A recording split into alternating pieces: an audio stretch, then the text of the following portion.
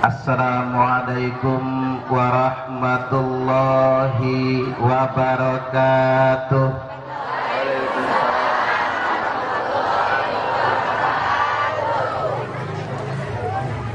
Bismillahirrahmanirrahim.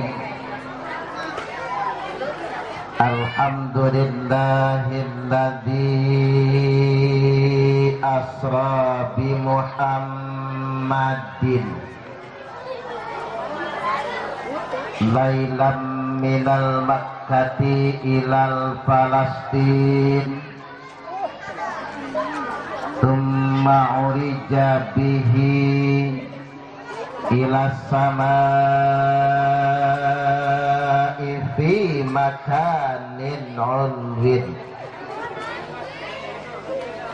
fa'auhallahu ta'ala alaihi khamsa salawatin asyhadu an la ilaha illallahul malikul haqqul mubin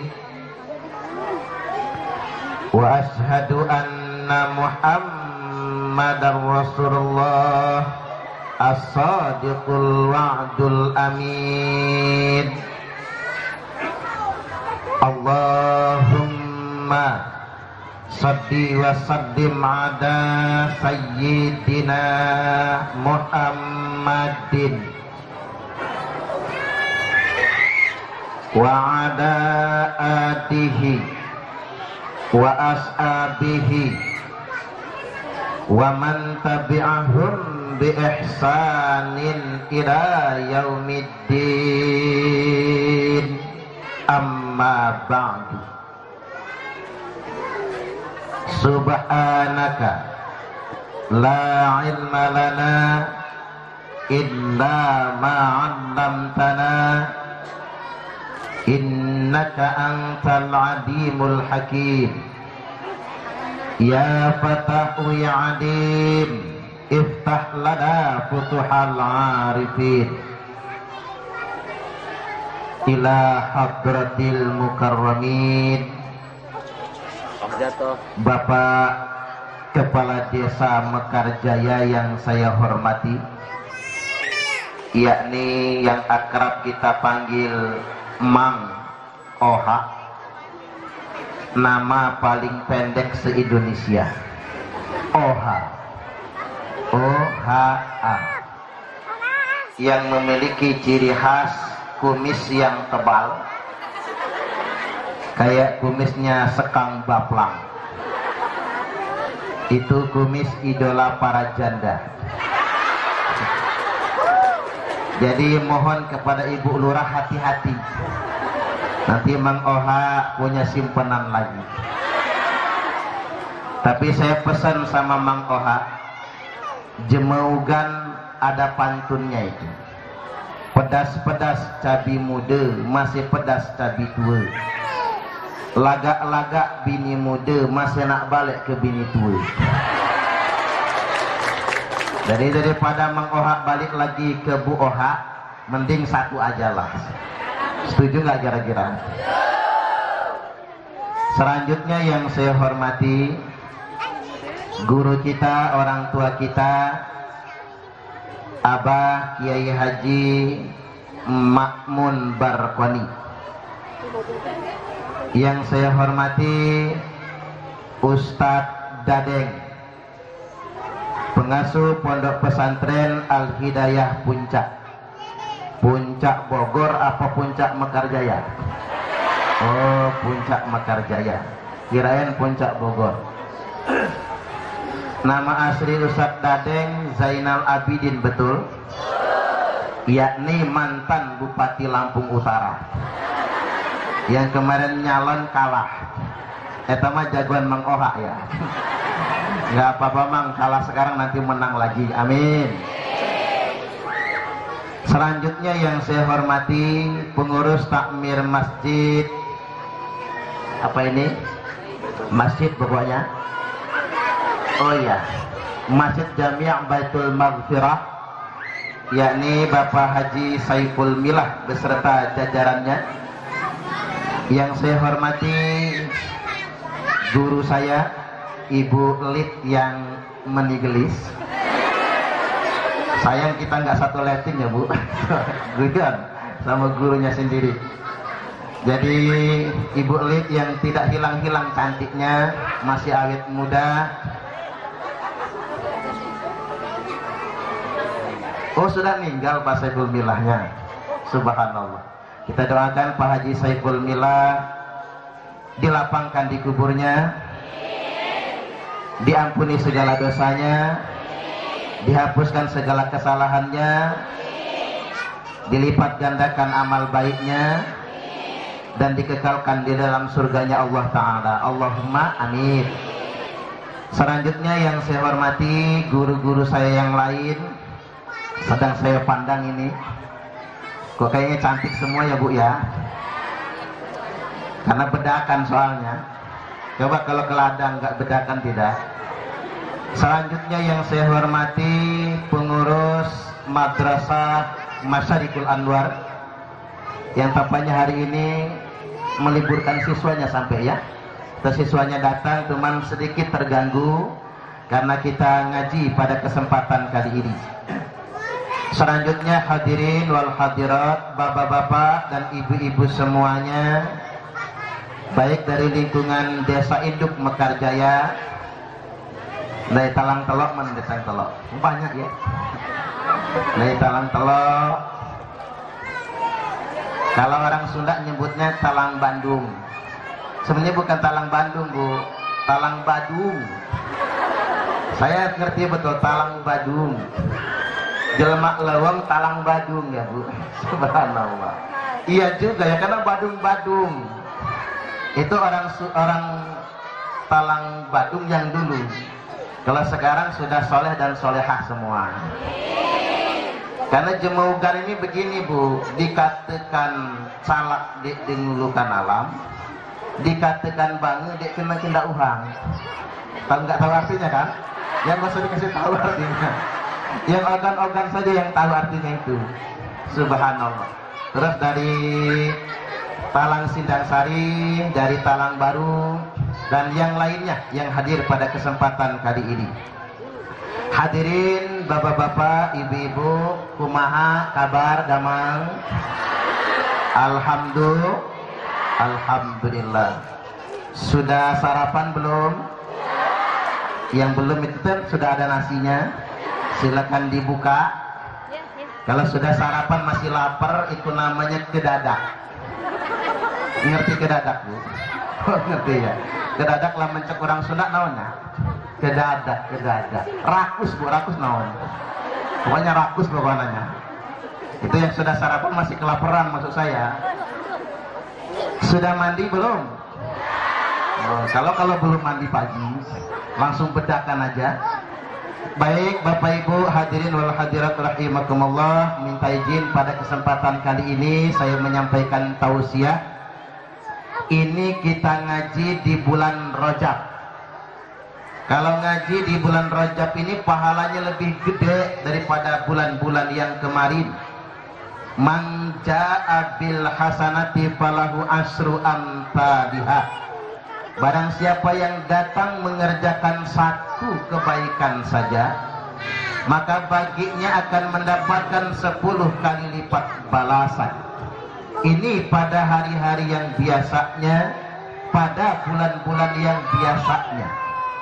Wa fi Rajab bisab'in, khusus pada bulan Rajab ini segala kebaikan kita dilipat gandakan 70. Wa fi Sya'ban bisab'imi'ah, kalau bulan Sya'ban segala kebaikan kita dilipat gandakan 700. Wa fi Ramadan bi alfi, kalau bulan suci Ramadan segala kebaikan kita dilipat gandakan 1000. Bu,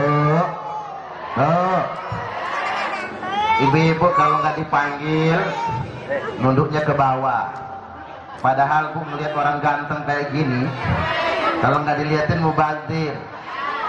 Saya ini kalau kata orang Bandar Lampung mirip Aliando Syarif. Bawa ya Bu. Berarti fitnah ya Bu ya. Fitnah ya mah ayah-ayah wae. Jadi ibu rahimakumullah, kalau ngaji di bulan Rajab pahalanya 70.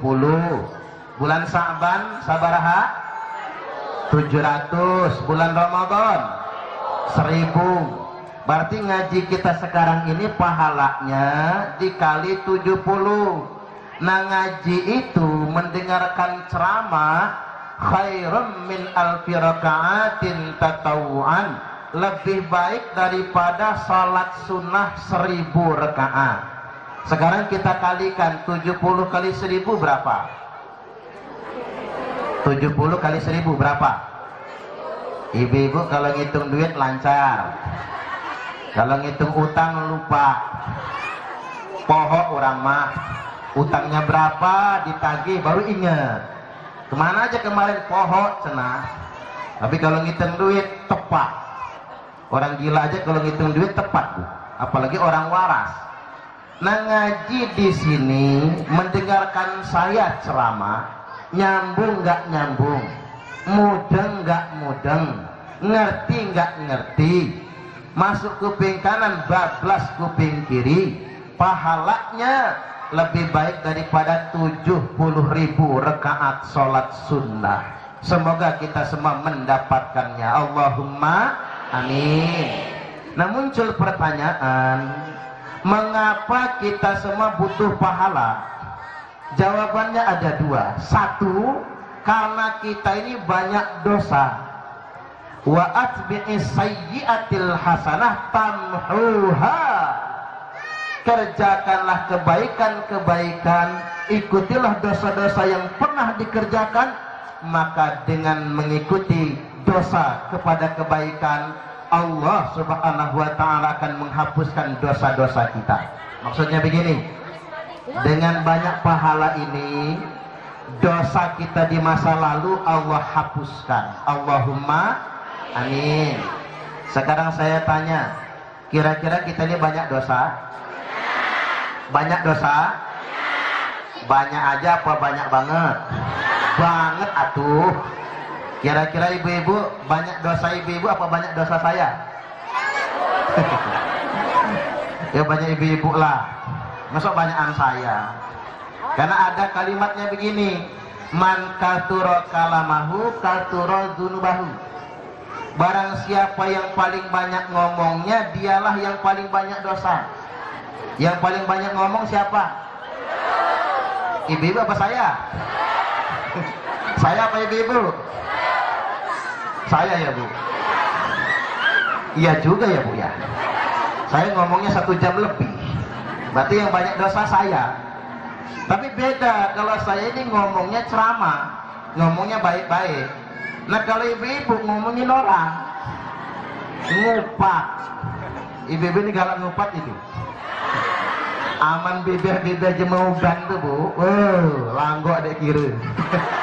Maaf jemugan, maaf ya, maaf. Langgok dek kira. Ngomongin orang, ngupat etak lah mencek bahasa Sunda naon, Bu? Apa? Ngegosip. Digosok makin sih. Ibu-ibu suka ngegosip? Suka sih enggak, cuman hobi aja. Biasanya kita ini, Bu, sampai urusan dapur aja digosipin, sampai kerudung aja digosipin. Baju muslimat warna hejo, kerudungnya jadi omongan semua. Saya bedak jadi omongan, bedaknya murahan. Lo kok tahu itu campur keringat persis kayak kurapan. Pernah ngomong begitu? Ya pernah. Ini mulut nih, cangkem nih. Kalau kata orang di TV itu lambe turak. Makanya orang jadi banyak dosa. Gara-gara suka mengomentari punya orang lain. Sedangkan kita tidak bercermin dengan diri kita sendiri. Kadang-kadang yang dikomentari orang hajatan. Pulang hajatan, masakannya anyep semua. Nggak ada rasa.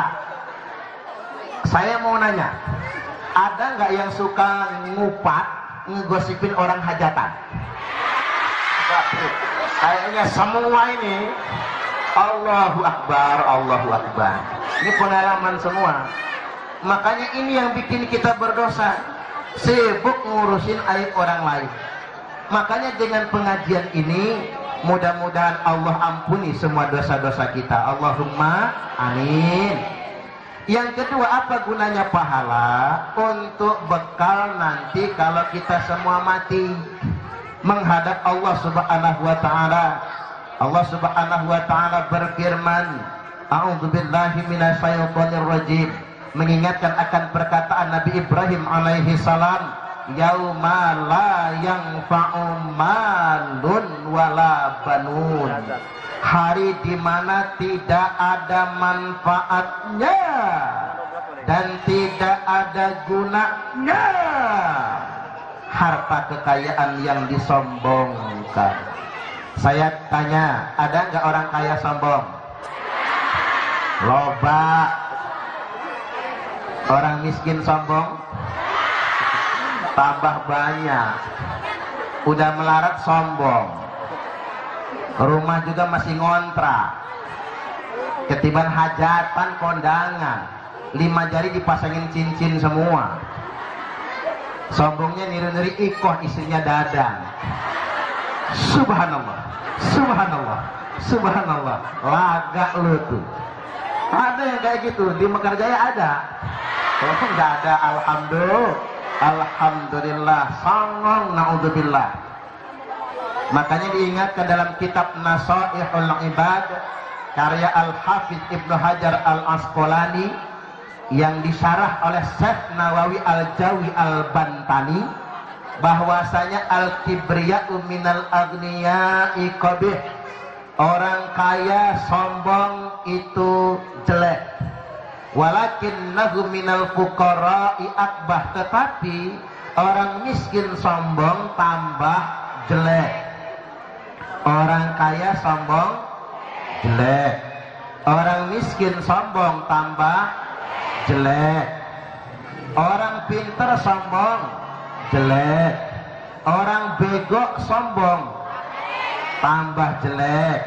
Ibu-ibu nu gelis-gelis sombong jelek, ibu-ibu nu goreng nu jelek sombong tambah jelek. Ayak nu goreng sombong, yang mana orangnya? Subhanallah. Mudah-mudahan kita semua bisa mengumpulkan banyak pahala menghadap Allah. Nanti ketika kita menghadap Allah, yaumal la yanfa'u malun wala banun, hari di mana tidak ada manfaatnya harta kekayaan, tidak ada gunanya anak-anak yang jadi kebanggaan, illa man atallaha biqalbin sadid, kecuali bagi siapapun yang menghadap Allah dengan hati yang selamat. Bu, lanjut. Baik, yang selanjutnya kita masuk ke ngaji Isra wal Mi'raj. Nabiullah Sayyiduna Muhammad sallallahu alaihi wasallam telah menceritakan, utitu bil buraq, di malam itu didatangkan kepadaku buraq. Tahu buraq, Bu? Bukan buros. Raslina tadi mana ya? Bu Raslina, teman saya mana tadi? Nyumput kemana apa pulang dah? Oh, ada. Jadi didatangkan kepada kuburok, farakibtuhu hatta ataitu Baitul Maqdis. Aku numpak buruk, kata Nabi, sehingganya aku tiba di Baitul Maqdis. Baitul Maqdis itu di mana? Di mana? Tanjung Raja masuk, bisa lewat Simpang Rengas, ketemu Sri Menanti belok kanan, nggak jauh nyampe. Taman Mekarjaya ya Bu. Di Palestina. Palestina itu di mana Bu? Pokoknya di sana pokoknya. Sampai Nabi di Baitul Maqdis, thumma dakhaltul masjida fa shallaitu fihi rak'atain. Kemudian aku masuk masjid, kata Nabi, sholat 2 rakaat di dalam Masjid Al-Aqsa. Selesai sholat 2 rakaat, thumma kharajtu, kemudian aku keluar masjid, min nahiyatil masjid, di beranda masjid. Ini namanya beranda. Bahasa Sundanya beranda apa, Bu? Teras. Benar ya, Bu, lenggalung bahasa ini. Nah, di lenggalung masjid atau di teras masjid, Nabi kita dijumpai malaikat Jibril. Faja'ani Jibril, mendatangi aku malaikat Jibril alaihi salam, bi'ina'im min laban, dengan segelas susu di tangan kanannya. Ini susu apalah segar? Lah segar cuman contoh doang. Ini enaknya jadi penceramah, Bu, dikasihnya lah segar. Ibu-ibu paling banter apa itu? Air mineral ya, subhanallah. Di tangan kanannya susu, di tangan kirinya khamar, bi'ina'im min laban, dengan segelas susu di tangan kanan, wa ina'im min khamrin, dan segelas khamar di tangan kiri. Tahu khamar gak, Bu? Khamar itu lamun cek orang Batak mah tuak cenah. Kalau kata orang Jawa, susu gendruwo, jus kuntilanak. Ya sama-sama putih. Kan khamar itu putih juga, ya kayak susu warnanya. Tapi yang satu susu, yang satu susu gendruwo tadi. Ini disodorkan kepada Nabi. Nabi suruh milih. Nabi bingung pilih susu atau khamar atau susu. Saya mau tanya sama ibu-ibu, kalau ibu-ibu suruh milih susu atau khamar? Susu dong. Wong jelas enaknya, jelas pilihannya. Karena yang tangan kanan susu, yang tangan kiri khamar. Sama kayak nyanyian zaman dahulu. Zaman dulu kan ada nyanyiannya, madu. Nyaut aja ya, Bu. Ulang lagi, madu, racun. Kalau saya bisa nyanyi tak lanjutin ini, bener aja. Saya nggak bisa nembang. Emang saya ini keturunan nggak bisa nembang. Aman umak pacar umat Suriah Wan Satib Suib. Tapi aman anaknya dia tahu kali. Ciudin apa lagi? Mia apa lagi? Sama Mia itu cerewet pacak dia.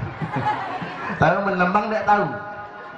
Ma'asyiral hadirin rahimakumullah, ulang lagi, madu, racun. Enak pilihnya, pilih yang tangan kanan madu, pilih yang tangan kiri racun. Nah ibu-ibu kalau suruh milih di madu apa di racun?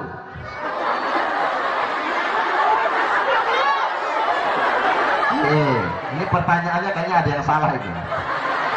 Diulang lagi, dari susu dulu. Tangan kanan Jibril susu, di tangan kirinya khamar. Milih susu atau pilih khamar? Susu. Kalau di tangan kanan madu, di tangan kiri racun. Ibu-ibu milih di madu apa di racun? Enggak, dua-duanya. Saya pengen Bu Elit yang jawab gitu. Nanti bapak nggak denger gitu.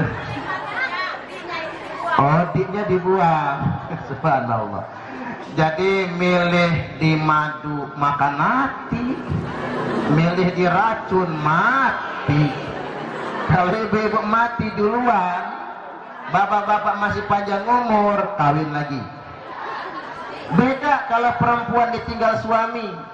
Saya kelas 5 SD Mekarjaya loh, Bu. Saya ini satu letting sama II Prepa RH, Yasin, Wal Quranul Hakim itu.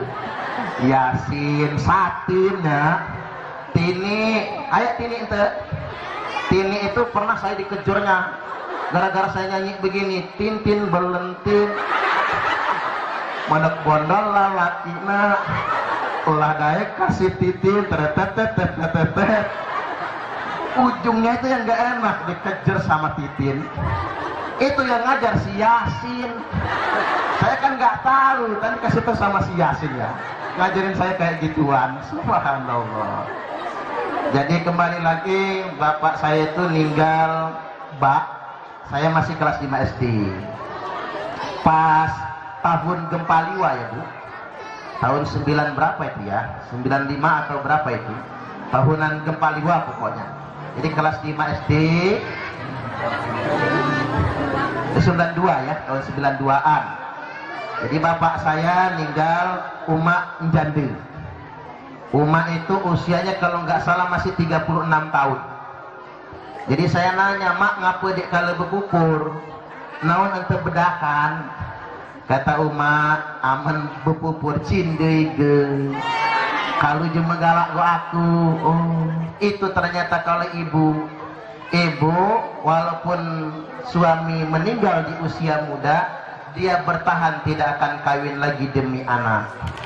Tapi kalau bapak-bapak nggak tahan bu, makanya Jember Batu Raja ada cerita, ada kakek-kakek umur 80 tahun, si Nini istrinya umur 75, si Nini meninggal duluan, si kakek demam menggigil dalam kamar, demam menggigil kayak gitu, sama anak cucung diurus. Kata anaknya, bak nak pecel, enggak katanya, bak nak bakso, enggak pula, enggak mau, bak nak sate, enggak, bak nak bebini lagi, saking aunya. Makanya Bu Oha panjang umur. Kalau Bu Oha nggak panjang umur, Pak Oha Pak Lurah, subhanallah, bisa nyari lagi. Balik lagi ibu rahimakumullah, enak miliknya, pilih yang tangan kanan susu, milih yang tangan kiri khamr. Nabi langsung pilih susu. Fakhtartul laban, aku pilih susu kata Nabi. Wa qala Jibril ikhtartal fitrah. Dalam bahasa yang lainnya, laqad asabtal haqq, pilihan kamu benar Muhammad, atau pilihan kamu fitrah, pilihan kamu tepat sekali.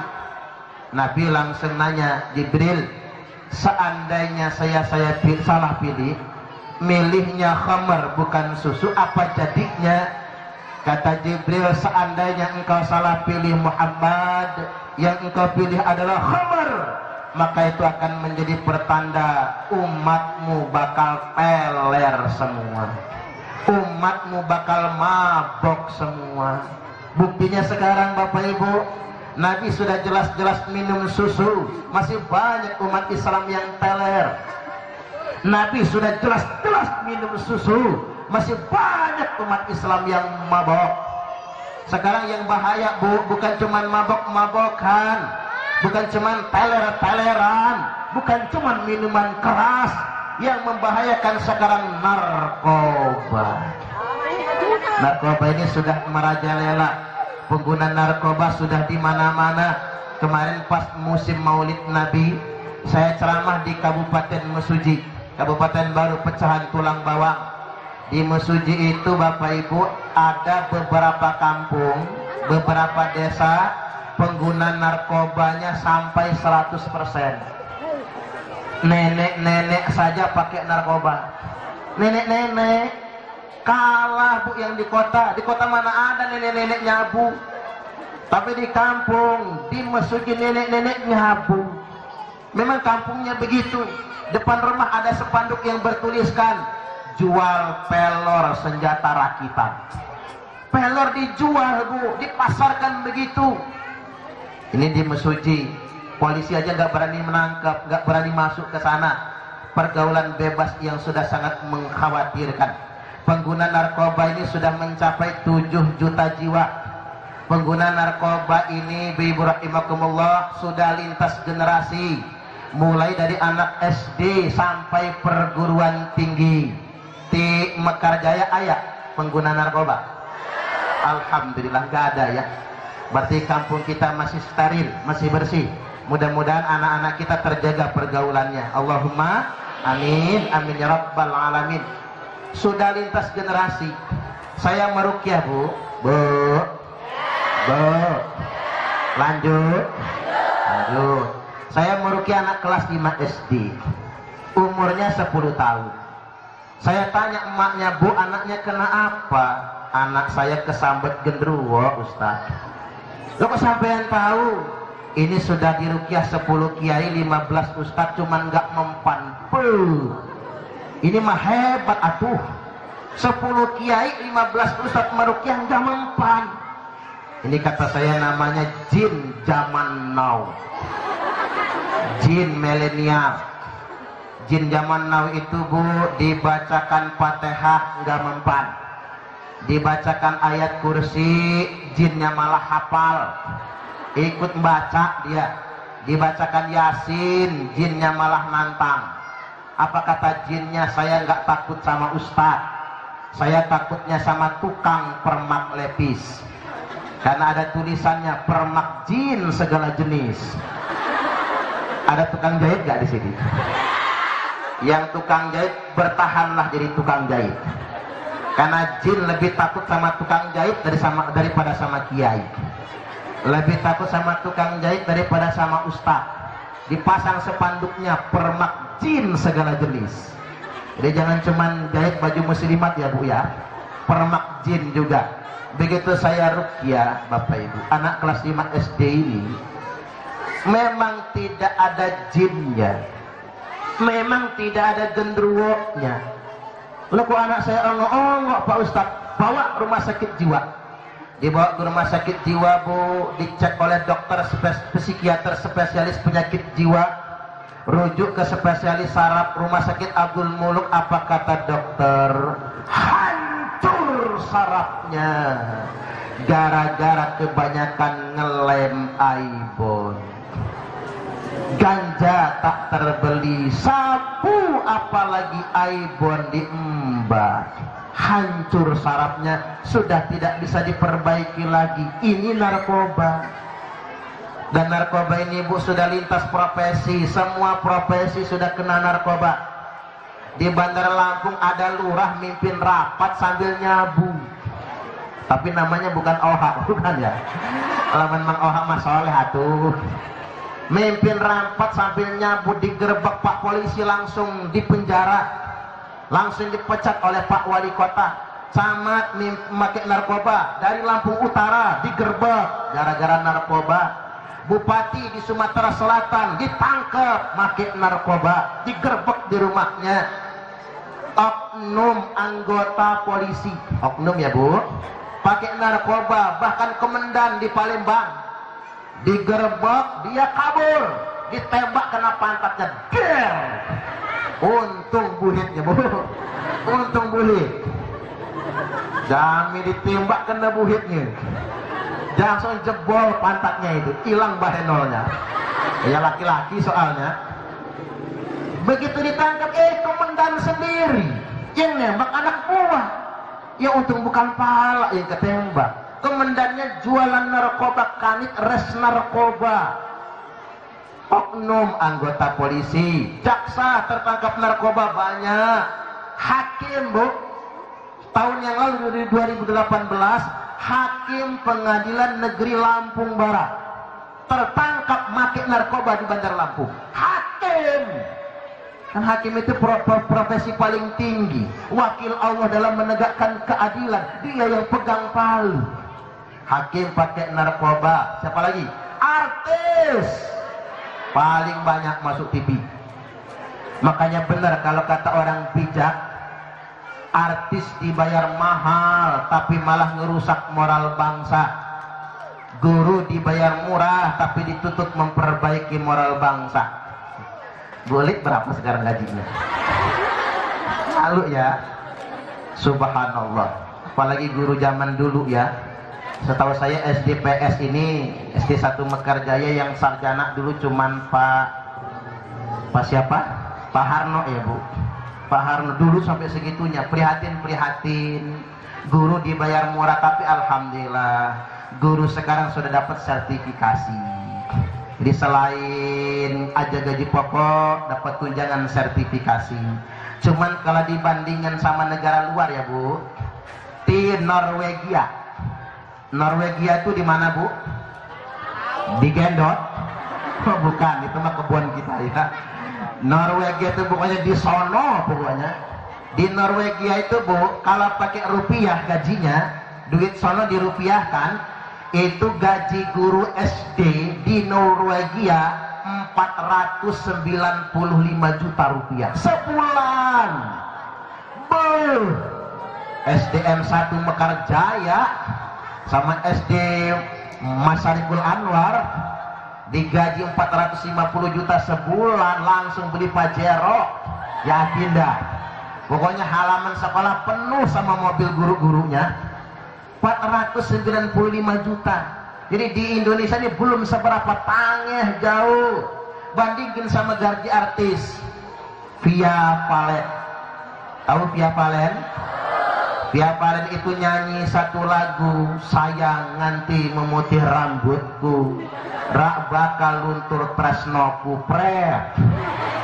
Nyanyi satu lagu itu bu, gajinya bayarannya 30 juta. Nyanyinya nggak nyampe 5 menit, 30 juta. Trio Macan, tahu Trio Macan?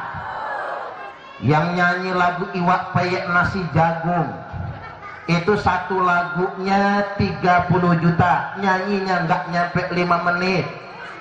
Dewi Persik, satu lagu 30 juta, nyanyinya nggak nyampe 5 menit. Yang paling mahal bu, Agnes Monica, orang nyebutnya Agnes Mo. Agnes Monica itu satu lagu 200 juta, nyanyinya nggak nyampe 5 menit. Satu lagu 200 juta. Nah saya bu, ceramah bengak-benguk ya bu ya. Udah hampir 1 jam juga ceramahnya ini. Ceramah bengak-benguk, nggak segitunya. Tapi ya harus ikhlas ya bu. Begini pulang kampung, saya kasih tahu sama ibu-ibu, bapak-bapak, kalau ngundang ke Mekarjaya ini saya sambil pulang, jadi bagus malahan. Tapi ingat, kalau saya nolak bukan nggak mau. Kalau sudah ada jadwal yang lain masuk, nggak mungkin dibatal bu. Kalau dibatalkan orang ngambek sama saya.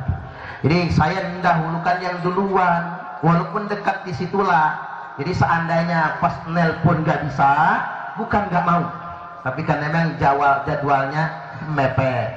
Kalau Ustadz ya kudu ikhlas. Di amplopin alhamdulillah, enggak juga ya kebangetan lah. Guyon ya bu. Jangan diambil hati yang ini, jangan diambil hati. Baik Bapak Ibu hadirin wal hadirat rahimakumullah, artis dibayar mahal, tapi guru dibayar murah.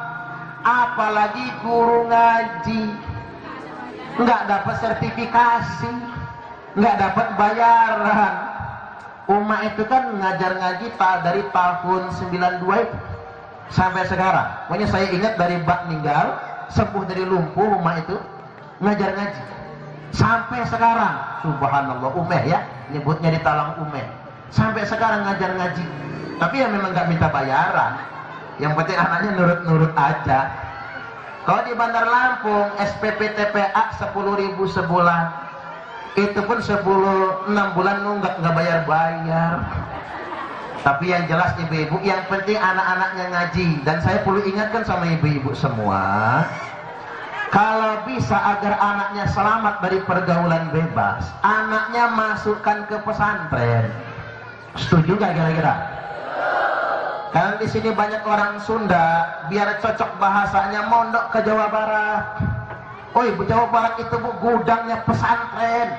Banyak ulama yang alim di sana, ahli kitab kuning, ilmu alat nahu sorok.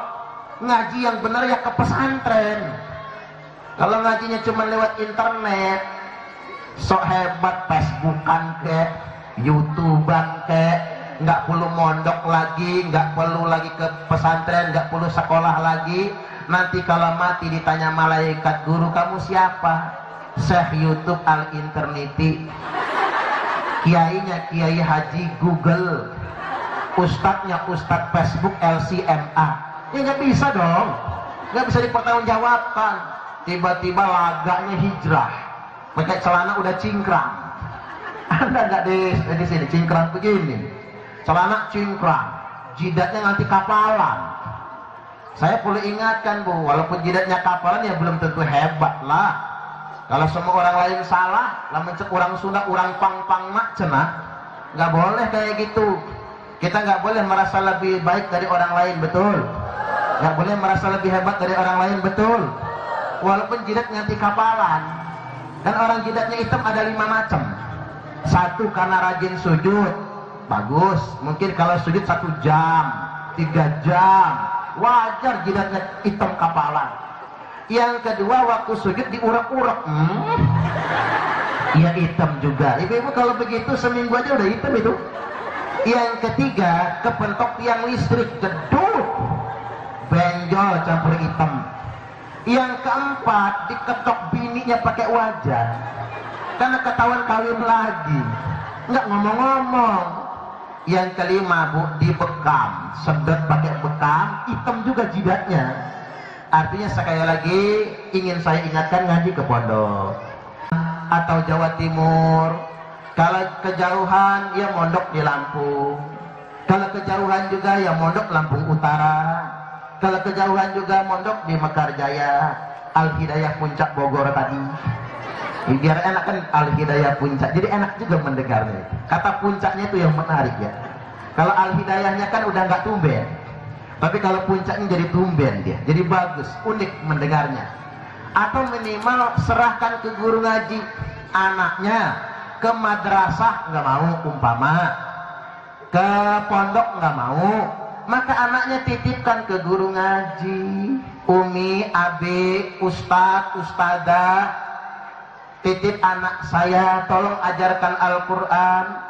Kalau dia bandel marahin, kalau dia nakal ngelawan, gebuk pantatnya, nggak apa-apa.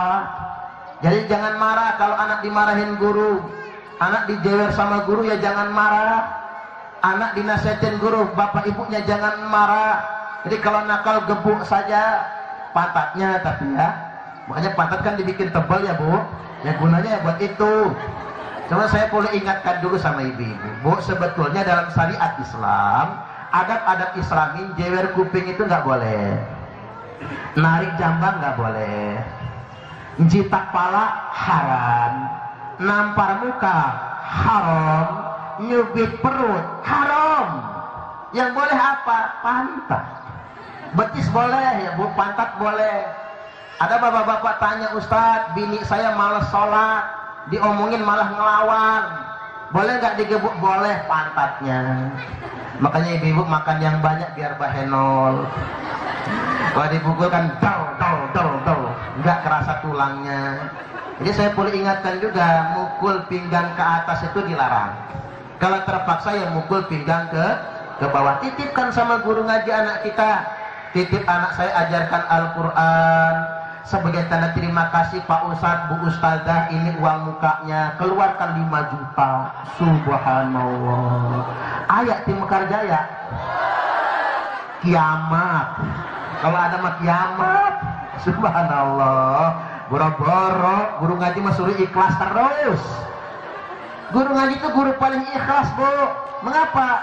Guru ngaji nggak pernah demo minta diangkat PNS, ya Pak ya? Nggak ada. Guru ngaji demo minta diangkat pegawai negeri, nggak ada.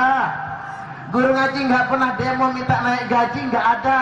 Maka kalau kita tidak bisa mensejahterakan guru ngaji, minimal hormati guru ngaji. Setuju apa setuju? Muliakan guru ngaji agar semuanya menjadi berkah. Ingat, Allah, Rasulullah sallallahu alaihi wasallam sudah mengingatkan, khairukum man ta'allamal qur'ana wa 'allamahu. Sebaik-baiknya kalian adalah orang yang mengajarkan Al-Quran, orang yang belajar Al-Quran, dan orang yang mengajarkan Al-Quran. Makanya dalam syariat Islam, dalam adab Islami, yang paling bagus pekerjaan itu ya guru ngaji. Bu, masih punya anak gadis nggak? Masih. Lamun ibu-ibu, uak-uak, bibi-bibi punya anak gadis nih. Anak gadis gelis, biasa orang Sunda kan gelis-gelis ya bu. Anak gadis nak gelis.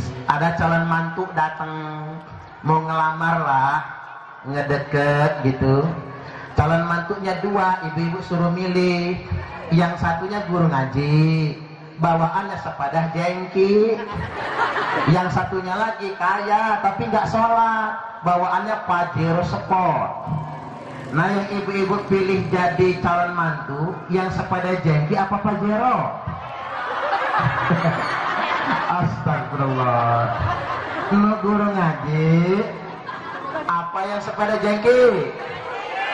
Pajero dasar matre. Ini ece-ece, mohon maaf ke ece-ece ya. Ini kalau yang datang itu bawa pajero, kopinya 7 gelas buat calon mantu tadi. Pisang lagi di pohon, matangnya masih tanggung, langsung ditebang, bikin pisang goreng. Coba kalau yang datang guru ngaji bawa sepeda jengki, emaknya yang nemenin, gadisnya di belakang, nggak disuruh keluar. Subhanallah, padahal guru ngaji itu pekerjaan paling mulia. Kenapa ibu-ibu pilih pajero padahal nggak sholat? Apa kata ibu-ibu? Ah, sholat mah bisa sambil jalan, Ustaz. Sholat apa bu yang sambil jalan itu bu? Ya nggak sah kalau sambil jalan. Masyarul hadirin rahimakumullah, sekali lagi saya perlu ingatkan, kita ini sedang dihadapkan dengan zaman yang sangat mengkhawatirkan. Butuh pendidikan dari rumah, tapi saya perlu ingatkan bu, pendidikan terbaik itu rumah tangga. Makanya Islam mengajarkan sebuah konsep, al-baitu madrasatul ula, rumah tangga itu sekolah yang pertama dan sekolah yang paling utama bagi putra putri kalian. Jadi mohon maaf Bapak Ibu, kalau anak nakal, yang salah bukan guru di sekolah. Buat ibu-ibu aman anak dihinakal keliwatan nian, iya salah bukan guru ngajinya, iya salah tendung bapaknya. Nggohnya apa itu? Harus begitu kita mengingatnya. Jangan menyalahkan gurunya, jangan menyalahkan kiainya. Kan orang Arab punya pepatah, ma fil aba fil abna, apa yang ada pada bapaknya ada pada anaknya. Kata orang Arab. Orang Jawa nyaut, apa kata orang Jawa? Nek bapak kalong, anak kampret. Ada orang Jawa nggak? Ya banyak ya, oh banyak. Nek bapak kalong, anak kampret. Nek bapak nyolong, anak nyopet. Nek bapak kodok, anak cebong. Dia biar adil. Sekarang ini orang suka ngejek ya bu, pendukung Prabowo disebut kampret, pendukung Jokowi disebut kecebong. Yang saya bingung begini, kalau suaminya dukung Jokowi, istrinya dukung Prabowo, jadi kecebong sama kampret kawin. Anaknya namanya apa? Arana kecipirit. Saya ambil contoh, kakak saya Mas Pri dukungnya Jokowi. Saya tanya, Mas, ngapa dukung Jokowi? Samu-samu Solo, podo saking Solo katanya. Ayu istrinya Mia dukung Prabowo. Ngapa dukung Prabowo? Malah murah itu, amin mahal pokoknya. Katanya suaminya berarti kecebong, istrinya kampret, anaknya kecipirit. Nah makanya nggak boleh menggalari manusia dengan binatang, itu nggak boleh. Makanya nggak boleh nyebut orang monyet, nggak boleh. Nyebut orang celeng nggak boleh. Nyebut orang kampret kecebong nggak boleh. Balik ke pepatah tadi. Nek bapak kalong anak kampret. Nek bapak nyolong anak nyopet. Buah jatuh nggak jauh dari pohon, kecuali sama batangnya di tebing. Buahnya tipe, guru-guru tuh gelinding buru, guru-guru masuk siring, jauh dia di batangnya, dia kepala nian, aman di tebing, dia kan dia segalanya di tebing. Makanya Bapak Ibu ada pepatah lama, kalau bapak kencing berdiri, anak kencing berlari. Kalau bapaknya kencing berlari, anaknya ngencingi bapaknya, tambah parah. Makanya di YouTube ada video jeme senaga. Video jeme senaga itu ini. Jeme gak nget rambutan bu, rambutan cenah. Lengit rambutan. Biasalah bagi orang Ogan. Pohon mangga nggak punya, tapi banyak di rumah. Durian nggak punya pohonnya, tapi banyak di rumah, bisa bikin tempoyak. Padahal nggak ada batangnya itu. Saya juga heran kayak gitu, rambutan diintip sama yang punya rambutan, saha nu nyolong. Apa kampret ini ya? Kalau kampret kan ada bekasnya ya Bu. Ini nggak ada bekasnya, orang patah-patah. Ternyata yang nyolong anak kelas 5 SD, umur masih 10-11 tahun. Kata yang punya rambutan, oi, nganini galak ngambil rambutanku nih. Pantesan rambutanku habis. Pantesan rambutan saya habis, kamu ya suka nyolong. Bukan tuh bangan ngegelut. Kata anak kecil ini, kata lah aku udah takutan. Bilangin aja gua nggak takut. Nah kamu mana bangan? Anak kecil ini langsung teriak, "Ba, tuhunlah ada jemunya." Astagfirullahaladzim. Ternyata bapaknya lagi ngunduh rambutan di atas Bu, anaknya di bawah. Artinya pantas kalau anaknya suka nyolong ya. Menurut bapaknya. Nah itu yang penting, makanya mafil aba fil abda. Apa yang ada pada bapaknya ada pada anaknya. Penting keteladanan dalam mendidik putra putri kita agar menjadi anak yang solih dan solihah. Allahumma amin. Kalau bisa masuk pondok ya masuk pondok. Kalau nggak bisa masuk pondok, ibu-ibu yang penting harus selalu ngaji. Kalaupun tidak bisa, didik anak kita dengan keteladanan, didik anak kita dengan kejujuran. Insya Allah. Baik, saya minum dulu ya Bu. Silakan diminum.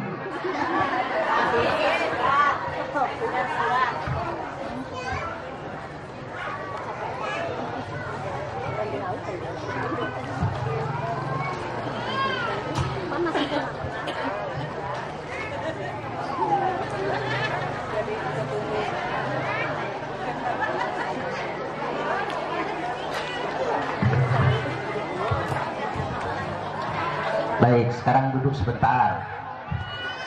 Mohon maaf bapak-bapak, jarang dilihat sama saya. Karena bapak-bapak serem sih Bu ya. Saya kalau ngadepin bapak-bapak hilang materi ceramahnya itu. Tapi kalau ngadepin ibu-ibu ini perasaan adem gitu. Karena wanita-wanita ahli surga semua. Amin, amin ya rabbal alamin.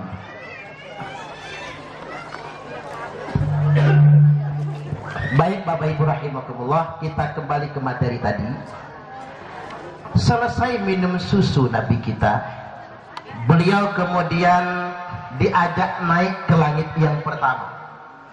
Tuma'urija bina ila sama'id dunya. Kemudian kami dibawa naik ke langit dunia, langit yang pertama. Jarak antara bumi yang kita injak ini Bu, sampai langit yang biru, yang tampak di mata kebiruan itu, karena miqdaruhu khamsina alfasana, sama dengan jarak tempuh perjalanan 50.000 tahun lamanya. Saking jauhnya itu. Nabi naik ke langit yang pertama. Fastaftaha Jibril. Jibril minta dibukakan pintu. Dibukakan pintu langit yang pertama. Fafutiha lana faida Nabi Adam alaihi salam. Dibukakan pintu langit yang pertama bagi kami, kata Nabi. Ketika itu saya berjumpa dengan Nabi Adam alaihi salam. Nabi Adam itu siapa Bu? Saha? Nah, bapak pertama. Bapak moyang kita yang pertama. Jadi orang tua kita itu bukan monyet ya Bu. Kayak di pelajaran sejarah, orang pertama itu ya Nabi Adam alaihi salam. Farahaba bi wada'ali bi khair. Adam menyambut aku, kata Nabi, dan Adam mendoakan aku dengan kebaikan-kebaikan. Cuman ada yang aneh ketika Nabi kita jumpa dengan Adam. Di sebelah kanannya ada bayangan-bayangan putih. Di sebelah kirinya ada bayangan-bayangan hitam.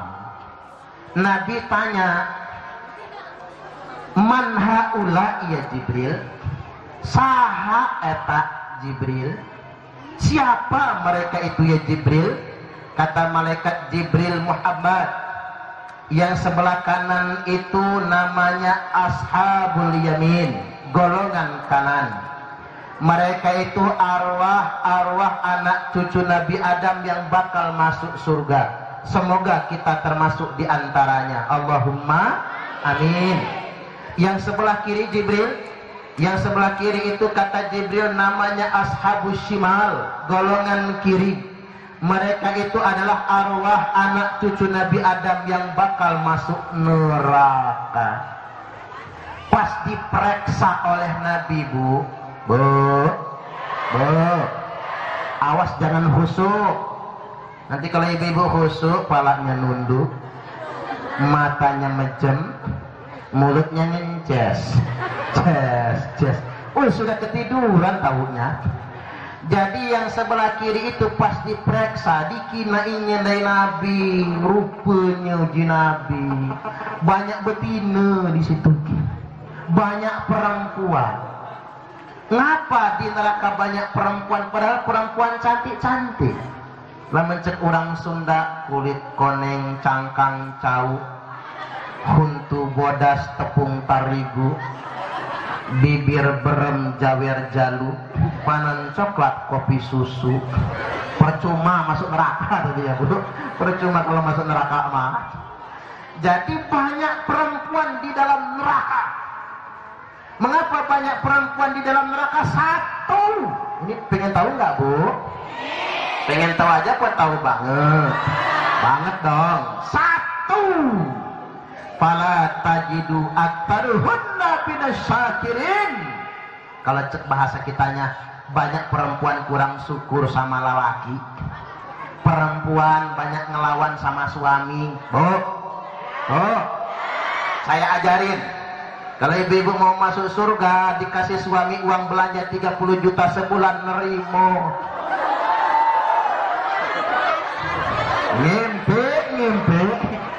Ngimpi kalau segitu mah 30 juta sebulan. Panen kopi 30 juta, utangnya 40 juta. Allahu Akbar, astagfirullah. Qanaah, nurut sama suami. Makanya sering saya ajarin kemarin kan, anak putrinya Bulit ya, adik kemarin waktu nikah, tak ajarin qanaah sama suami. Kalau nerima rezeki dari suaminya pakai tangan kanan, jangan dijepit kayak gini.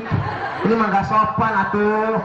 Terima pakai tangan kanan, tutup pakai tangan kiri, dirapihkan dulu. Yang merah ya merah semua, Soekarno Hatta ya Soekarno Hatta semua, yang biru ya biru semua, yang hijau ya hijau semua, yang ungu ya ungu semua. Yang ungu tuh yang apa Bu? 10.000. Yang hijau 20 atuh. Yang biru 50, yang merah apal. Kalau sama duit mah nggak meleset, mejem aja tahu Bu, mejem aja tahu. Jadi hadirin rahimakumullah, sekali lagi perlu saya tegaskan bahwasanya terima pakai tangan kanan, simpen yang rapi ya Bu, hitung dulu kalau kurang. Habis itu cium tangan suami.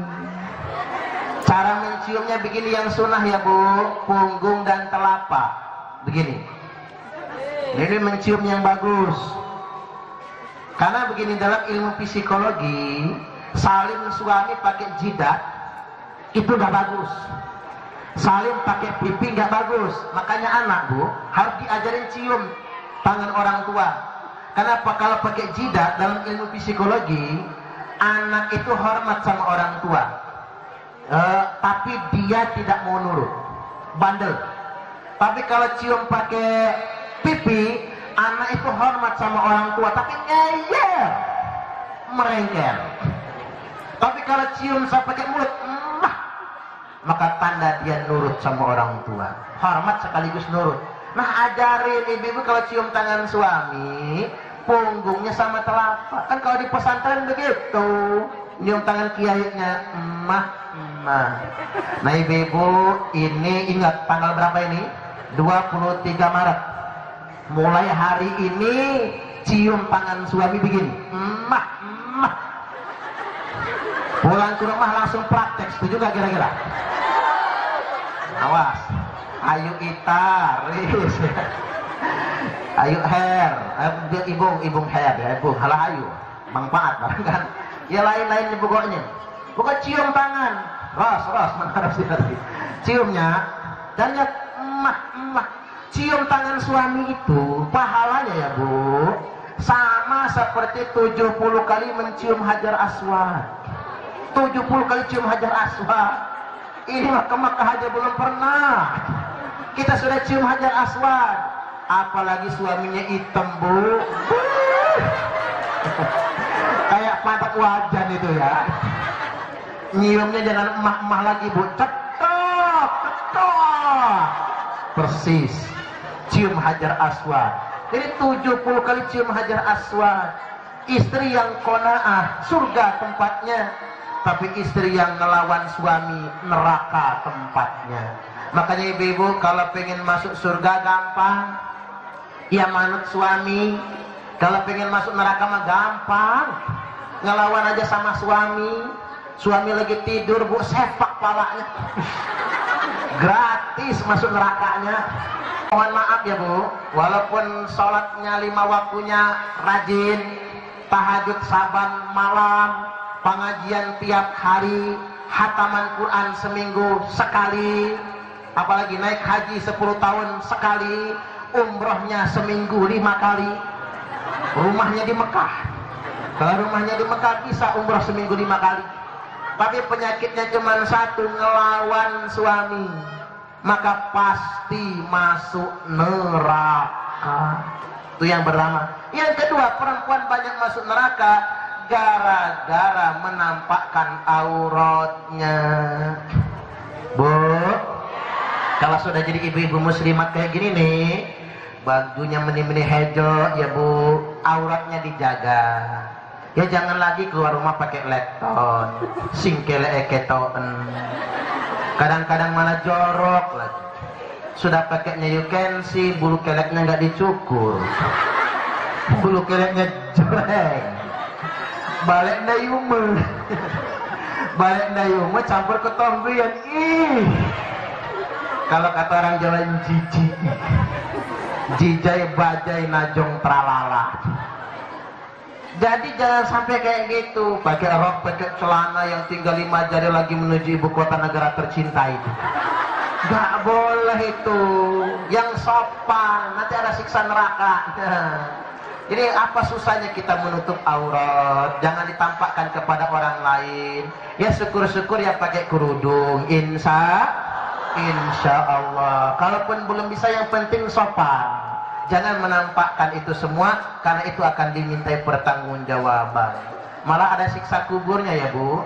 3 orang yang mendapatkan siksa kubur. 1, adau auqati shalah, menyia-nyiakan waktu-waktu sholat. Yang kedua, sering menyisakan air kencing alias enggak cebok. Mohon maaf, kadang-kadang diume. Ini bebasuh haji. Astagfirullahaladzim, jorok. Oh kaya mana buang hajat tuh, kena kemero hapi. Oh ngati ayah, Pak Ustadz aman ngati ayah pakai batu. Bitalati jarin 3 butir batu. Batu yang pertama di sisi kanan, batu kedua di sisi kiri, batu ketiga tengah-tengah. Tapi batunya jangan yang tajam. Kalau yang tajam sobek rek dia. Ini buat bapak-bapak. Karena bapak-bapak itu ya Bu, apalagi supir, kencingnya di ban mobil. Jorok. Pantesan mobilnya sering nabrak. Karena kencingannya di ban mobil, kan nggak berkah dia. Mau ya ke kebun dulu kan begitu ya. Apa gimana mampir ke pom bensin, karena males bayar 2.000 di pom bensin, kencing sembarangan, nggak cebok, itu ada siksa kuburnya. Dan yang ketiga, wanita yang menampakkan rambut kepalanya. Rambut kepalanya begitu, apalagi rambut-rambut yang lain.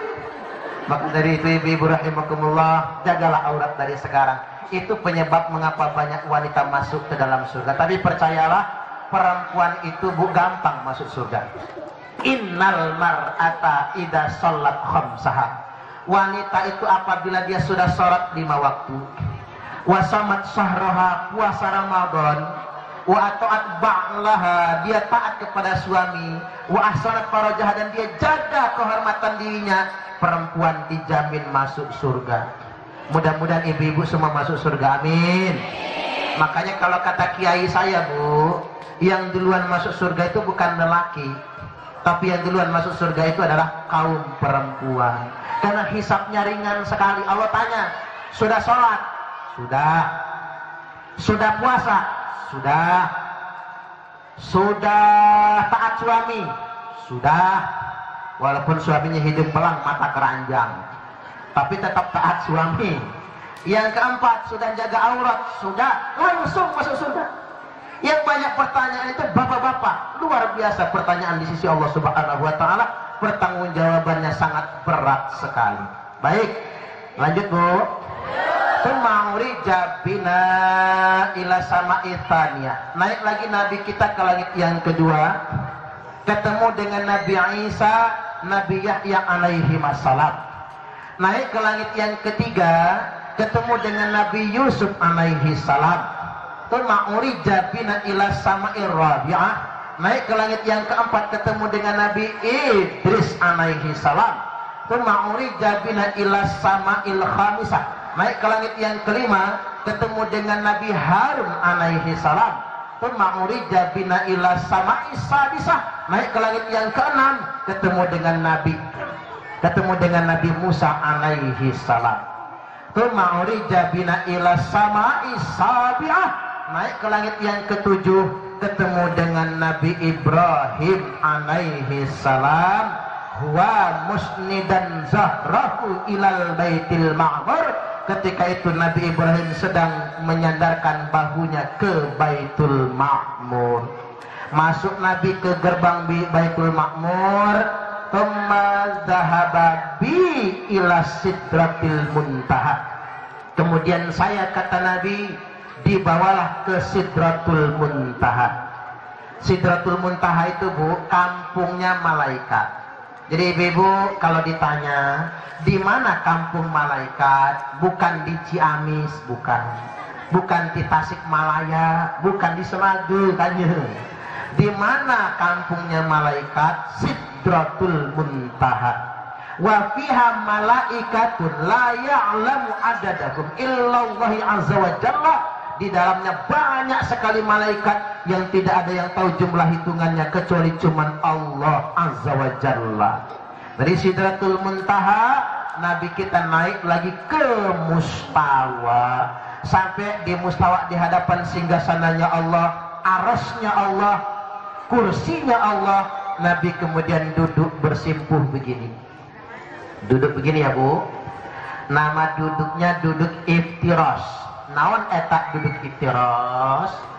Duduknya di kaki, telapak kaki kiri, tegakkan telapak kaki kanan. Duduk tahiyat awal. Kemudian tangannya di lutut begini. Nabi mengucapkan at-tahiyatul mubarakatus salawatut thayyibatu lillah. Itulah ucapan nanti kalau ibu-ibu sudah dibangkitkan di padang mahsyar, kumpul di sana, ibu-ibu mengucapnya kayak gini. Yang rajin sholat pasti bisa nyebut, tapi yang nggak sholat aku, nggak bisa nyebut, nggak bisa ngomong. Kalau yang nggak sholat, tapi kalau yang rajin sholat bisa nyebut. Kemudian Allah menjawab, apa jawaban Allah? Assalamu alaika ayyuhan nabiyyu wa rahmatullahi wa barakatuh. Nabi menjawab lagi, apa jawaban Nabi? Assalamu alaina wa ala ibadillahi shalihin. Kemudian Nabi mengucap asyhadu an la ilaha illallah. Kemudian Nabi ngangkat telunjuknya. Ingat ibu-ibu, karena kita ini NU, Nahdlatul Ulama. NU itu Ahlu Sunnah wal Jamaah An-Nahdiyah Asy-Syafi'iyah. Jadi kita bermadhab Syafi'i. Makanya kudu ngaji sama abah, sama ustadz, sama umi, sama guru kita, sama kiai kita. Harus tahu bagaimana amalan orang NU, yakni ngangkat telunjuknya waktu illallah. Karena ada 4 macam. Laman Imam Hanafi rahimahullah, begini caranya, Bu. La ilaha illallah turun, tangannya nggak digenggam. Ngangkat tangannya waktu nafi, la ilaha illallah turun. Ini Imam Hanafi. Yang kedua Imam Syafi'i, illallah diangkat. Nah ini kita Indonesia, karena kita bermadzhab Syafi'i. Yang ketiga gurunya Imam Syafi'i, Imam Malik, diangkat digoyang-goyang, puing puing puing puing. Yang keempat Imam Hambali, yakni diangkat dari awal atahiyat, puing, dari atahiyat udah diangkat. Ini Imam Hambali. Jadi kalau kita ngamalkan, ibu-ibu muslimat mengamalkan begini, illallah ngangkat telunjuknya. Jangan dari awal, itu madzhab Hambali. Jangan digoyang-goyang, itu madzhab Maliki.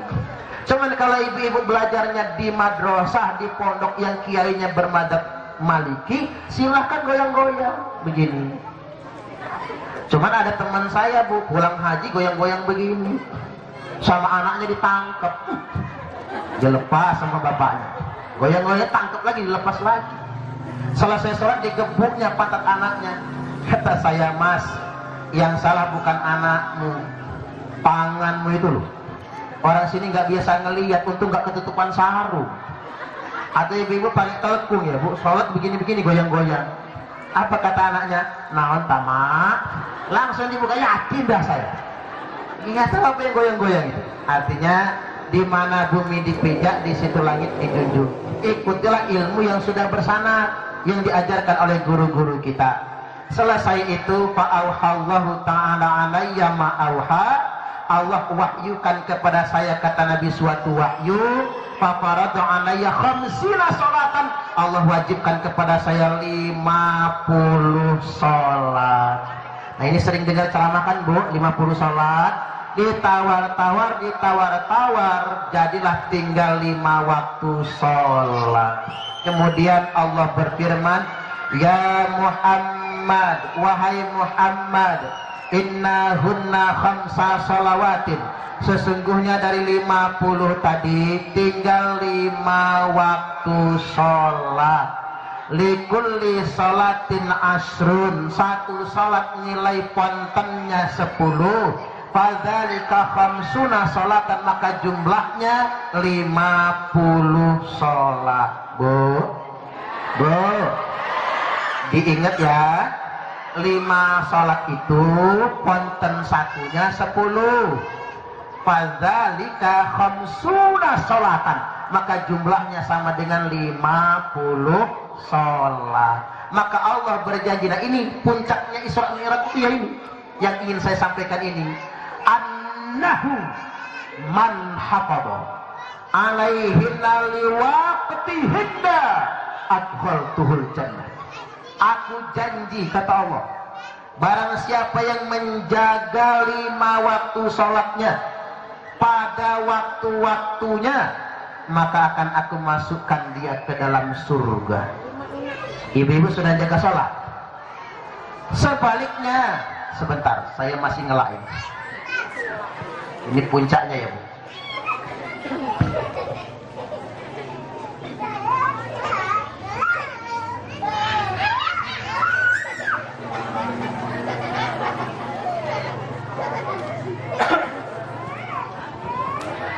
Meni haredang ya bu, nggak apa-apa, pahalanya banyak nih. Saya yakin ibu-ibu bedaknya sudah pada luntur, keteknya meleleh, sengit-sengit, yakin dah saya. Baik. Wa man lam yuhafid alaihinna liwaqtihinna, dan barang siapa yang tidak menjaga 5 waktu sholat pada waktu-waktunya, fala ahdalahu indi, tidak ada janji di sisiku. Kalau kata orang sholat zuhur mepet asar, asarnya number maghrib, maghribnya mentok isya, isyanya ketiduran, subuhnya kesiangan. Ketiban sholat subuh, bapak-bapak ayat niatnya begini, usalli fardhos subhi raka'ataini mustaqbilal qiblati qodoan lillahi ta'ala. Lo kodoan pak jam 8 sholat subuhnya. Nanti istrinya nyusul. Apa kata istrinya? Usalli fardhas subhi rak'ataini mustaqbilal qiblati. Kesiangan lillahi ta'ala. Lu kok kesiangan, Bu? Jam 9 sholat subuhnya. Nanti anaknya niru, lama ancek anaknya usalli fardhas subhi wa zuhri wal asri wal maghribi wal isai keroyokan oplosan lillahi ta'ala. Ya nggak sah sholatnya dioplos. Kalau kata orang Jakarta lain lagi. Apa kata orang Jakarta? Subuh maraton, zuhur kasalon, asar main badminton, maghrib mainin handphone, isya nonton sinetron, mati kena smackdown. Seru juga ya. Ulang lagi lah. Subuh maraton, zuhur kasalon, asar main badminton, maghrib mainin handphone, isya nonton sinetron, mati kena smackdown. Sekali lagi. Subuh maraton, zuhur kasalon, asar main badminton, maghrib mainin handphone, isya nonton sinetron, mati kena smackdown. Boleh nonton sinetron, tapi sholat isya dulu. Bapak-bapak nak ke masjid dulu, ibu-ibunya sholat isyaan dulu. Walaupun sinetronnya seru, dunia terbalik. Di Mekarjaya dapat dunia terbalik, dapat ya. Kita langkah tutup jemeng, susah. Tapi saya bingung lah sama sinetron itu ya, Bu. Ngapalah Ustadz Kemet berantem terus sama Ma Eros itu ya. Itu mah CLBK, cinta lama belum kelar. Yang bikin sebel itu Juni ya, Bu, ngejar-ngejar Ustadz Kemet. Yang bikin sebel lagi Dadang sama Iko Songo, apalagi Dudung sama bininya, biang gosip bigos. Yang kasihan Binarsi, ayah Binarsi mana? Kasihan Binarsi, cintanya ditolak sama AA Ujang. AA Ujang, ayang Narsi datang. Subhanallah. Tapi yang bagus di sana itu ya, Bu, yang bagus itu sholatnya berjamaah, bagus itu. Selalu sholat berjamaah. Saya terus terang, Bu, daripada nonton debat presiden, mending nonton dunia terbalik. Nonton debat presiden mah pening pala. Kalau jagoan saya menang, kira-kira sayanya songong bin sombong, keras pala.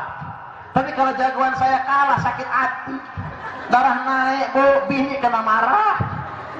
Karena ngapa? Jagoannya kalah kalau debat. Jadi sekali lagi, daripada ngomong-ngomong politik ya, Bu, mending ngaji kayak gini. Siapapun yang terpilih jadi presiden, itu sudah takdir Allah. Setuju gak kira-kira? Kan cuma 2 pasang calonnya. Yang nomor 1 Pak Jokowi sama Pak Kiai Ma'ruf Amin. Itu orang hebat, orang soleh, orang baik. Yang nomor 2 Pak Prabowo sama Pak Sandiaga Salahuddin Uno. Itu orang baik, orang soleh, orang hebat. Kalau jelek nggak mungkin jalan presiden, betul? Nggak mungkin calon presidennya itu Ariel Peter Pan, calon wakilnya itu Luna Maya. Itu mah mending masuk pelaminan, nikah aja lah. Artinya kalau sudah jadi calon presiden pasti orang hebat, orang baik. Boleh beda pilihan, yang penting akur. Setuju? Jangan kayak di Bandar Lampung ada, Bu, suami istri beda pilihan. Suaminya pilih Herman HN dulu itu, istrinya pilih Ridho Picardo. Waktu Pak Ridho jadi gubernur itu, akhirnya nggak teguran, bertahun-tahun nggak seomongan, tapi istrinya hamil. Loh, kok bisa, Bu, sampean hamil? Ya kalau bikin nggak ngomong-ngomong. Bikin nggak ngomong-ngomong gitu. Ya jangan sampai kayak gitu. Yang penting akur. Wa kunu ibadallahi ikhwana. Jadilah kalian semua hamba-hamba Allah yang bersaudara. Allahumma amin. Tapi kalau masalah pilihan diserahkan kepada hati nurani masing-masing.